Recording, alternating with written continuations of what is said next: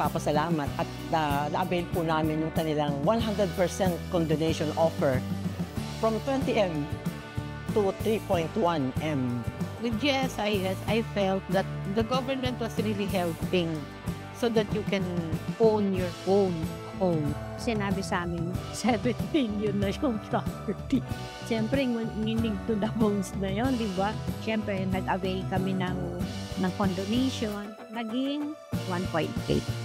Umabot po ng 11 million at binigyan po kami ng condonation ng awa po ng GSIS at sa Panginoon po ay nasa 1.2 po ang property.